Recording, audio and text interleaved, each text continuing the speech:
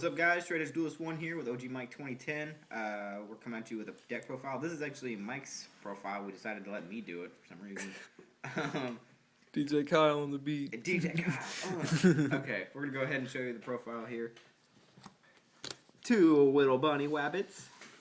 These are secret rares. Yeah. They're unlimited, unfortunately. Still secrets. Dick. Yeah, they're secrets. He was like, don't mention those. All right. 3 Guaibas. I've been trying to tell him that Guaiba's a good card, man. I've been trying to tell him for a while. I love Guaiba. I play Guaiba on DN a lot. I prefer it over regular Rabbit, to be honest. Guaiba and Hydreigon, dope. Guaiba's a really good card because if you play the 3 Lances like he has and the Book of Moon, it opens you up to play for Dolka Lagia or any level 4 Exceed. But I was playing that before Zerolando top. Sorry, Yeah, I just put the profile up now. But yeah, he's been playing this for a while. Obviously, the 3 Sabersauri.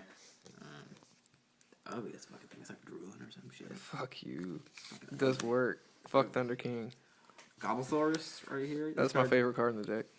I don't know why. It's his favorite card in the deck, but My favorite it's pretty cool. It's got a higher defense than Sabersaurus. So, Yeah, I mean, people forget about that, dude. They Yeah, just I forget. mean, Like, I'll set a Cosmos and they'll think it's like Sangan or like a Bluff Tour Guide or something, and they'll attack over it, and I'll be like, okay, well, you lose life, and then next turn I have a level 4 dinosaur on field to exceed with. yeah, It's fucking nice. It's great.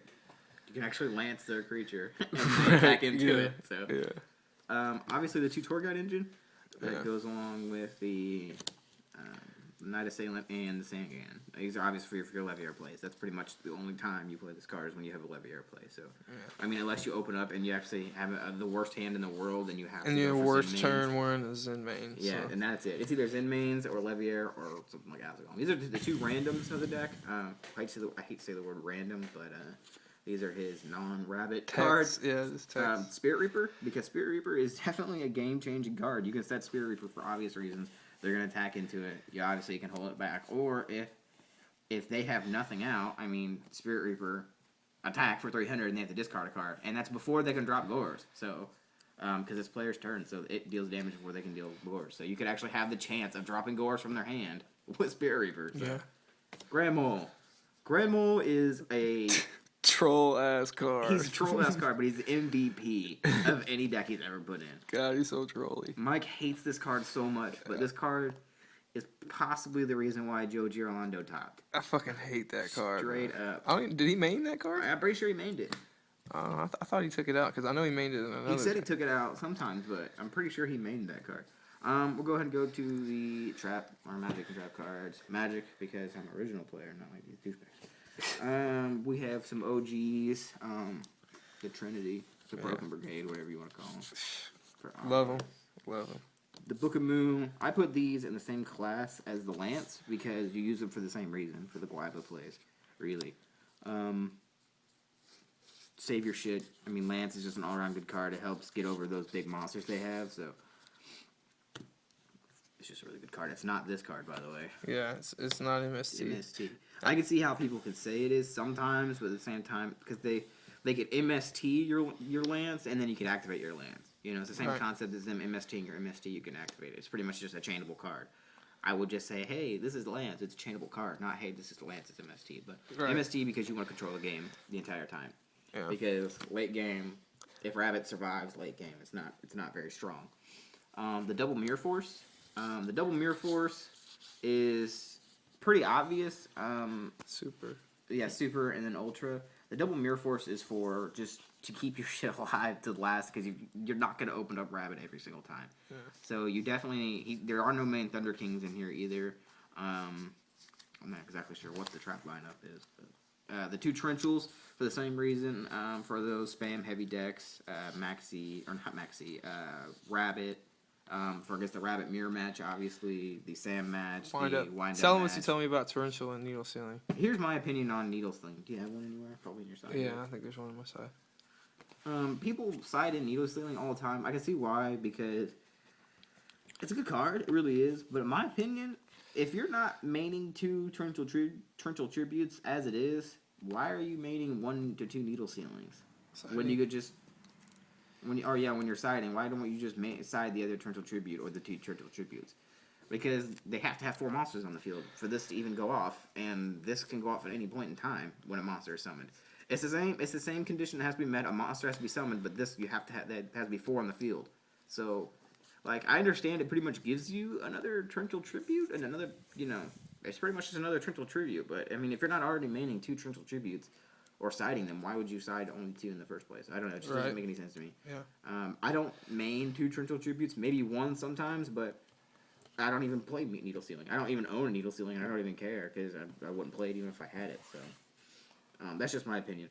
2-dimensional prisons, like we said earlier, you have to control the game, and this card is so fucking good.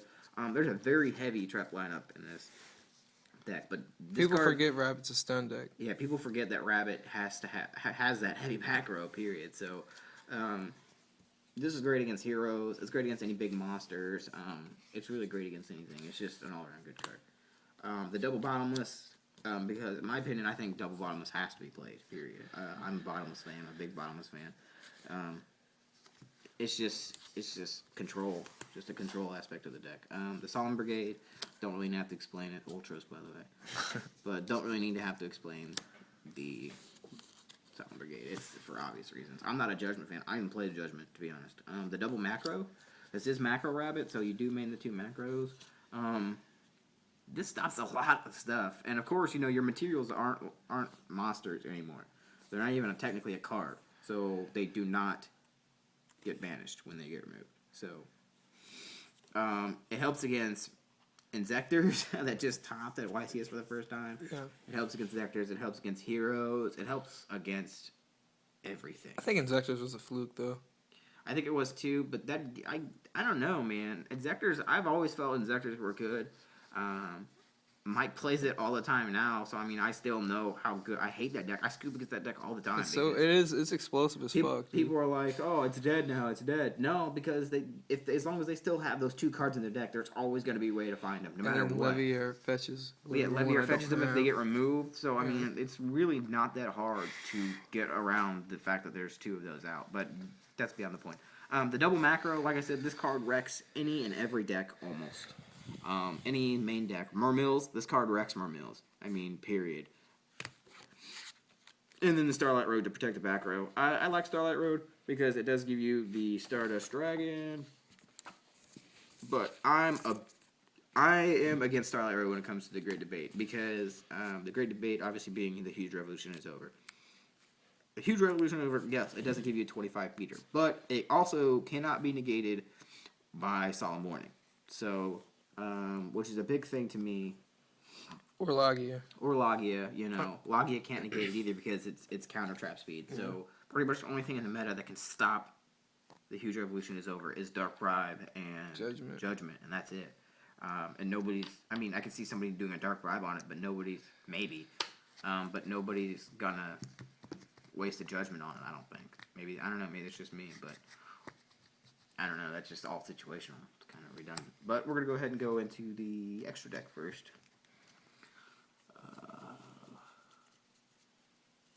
We'll start off by the order of the rank. So obviously double Zen mains. I'm a big fan of double Zen mains. Not so much on Rabbit really because this is not the card you go for when you go for the threes. Double Zen mains because it's the staple. Giga Brilliant because it does open up the side plays. We'll show you that later. I'll set that off to the side. We'll show you why that's in there. Tim Tempo because Tim Tempo wrecks Zen mains and any Exceed monster. If they go for Acid Golem, Tim Tempo, Acid Golem all day. Yeah. Acid Golem hate. Leviathan Dragon because I still think it's a viable card. Leviair because you need Leviair in the deck. I would run 2 Leviairs before I would run 2 Zen mains. Yeah, I want another Leviair.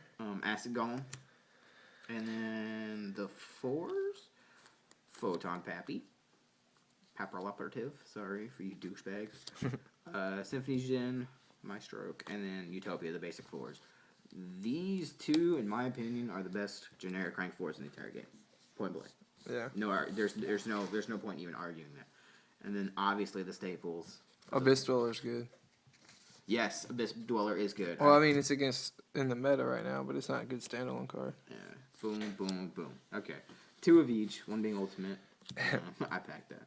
But he's thinking about doing 3 Dolkas and 3 Logias. But I think 2 is fine, in my opinion, because normally if you get one of them off, you pretty much won the game, as is. Yeah. There's so much back row in the deck. There's just so much anti-meta hate in the deck that it's. I mean, once you get one of them off, you pretty much won. There's no point even really needing a third one. If you get to the point where you need a third one, you probably should have lost anyway. Right. I mean, the deck doesn't even survive that long, in my opinion. Right, And then obviously the one Stardust. So, like I said, the Giga Brilliant 4. This is the side. Yeah, let's check out. We got 10 minutes. We're at 10 minutes already. Okay. BLS. Tour guide this. They get rid of it. Boom. Or you find some way to get rid of it, and that opens you up for a BLS play turn or whatever.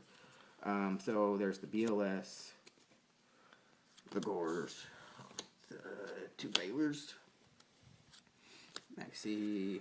And those are your hand traps, and then the 2 Snowman Eaters for the hero hate, Sam hate, anything that's less than 1900 hate. Obviously, you side in the hand traps if need be, because you don't play these hand traps if you have macro. It's fucking retarded because they don't work. Right. You can't even play them. So you side these in if you need them. Obviously, the wind-ups, the Sams, anything, or those rogue random decks that obviously go heavy. Gores for obvious reasons. Double Thunder King? Yeah, Double Thunder King, because if you really need to go to that heavy stun aspect, you can. Double Dust Tornado for the back row hate. Double Soul Drain for Dark Worlds. Atlanteans. Definitely Atlanteans. That's pretty much it. It's just, this card's awesome, by the way. Just a good card. And then the one Needle Ceiling. So, he doubles, or he mains 2 turn to tribute. Yeah. He mains 2 turn to tribute, so I can see why the other Needle Ceiling's in here, so. Yeah. So that's pretty much it. That's OG Mike 2010's, Mike Anderson's Macro Rabbit. You'll see it at the Houston Regionals December 1st. Yeah, I'm topping. Yeah, he's topping. I don't even know what I'm taking. I'll probably take something bad and not even get 32. I'm topping. Getting my invite, and I'm at like a boss. And walking out that bitch. Like a boss. Alright, well, that's pretty much it, guys. Legion of Doom out.